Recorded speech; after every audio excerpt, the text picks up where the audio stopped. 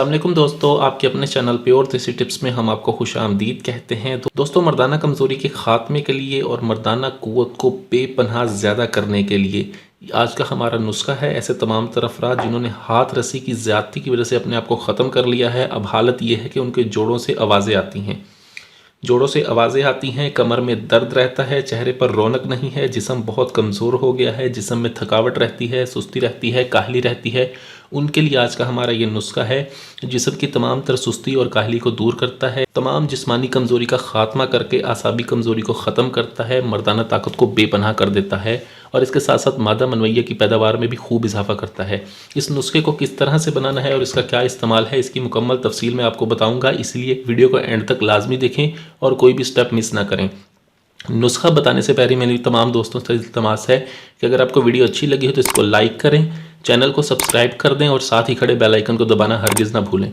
दोस्तों, इस नुस्खे में हमने सबसे पहले जो चीज़ इस्तेमाल करनी है वो है ज़ाफ़रान का हमने इसमें इस्तेमाल करना है 10 ग्राम, सालिब मिस्री का हमने इसमें इस्तेमाल करना है 50 ग्राम, ताल मखाने का हमने इसमें इस्तेमाल करना है 50 ग्राम, गूंद, ये गूंद कीकर लेनी है हमने, इसमें गूंद कीकर का इस्तेमाल करना है 50 ग्राम, लेकिन हमने इसको थोड़े से देसी घी में डाल के हल्का सा बढ़िया कर लेना है।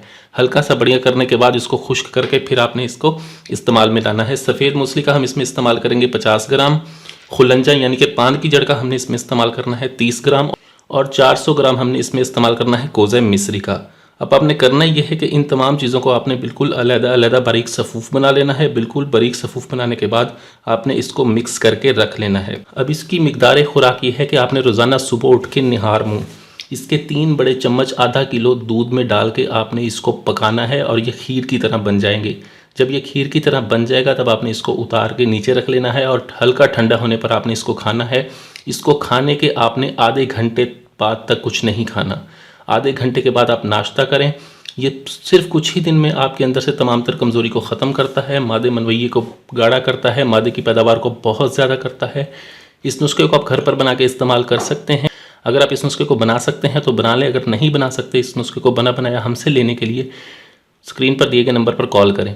और इसके साथ साथ ये तमाम तर कमज़ोरी को निकाल कर बाहर फेंक देता है। वीडियो अच्छी लगी हो तो वीडियो को लाइक करें, वीडियो को शेयर ज़रूर कर दिया करें। मुझे अगली वीडियो तक के लिए इजाज़त दें। अपनी सेहत का बहुत ख्याल रखें। शुक्रिया। अल्लाह हाफ़िज़।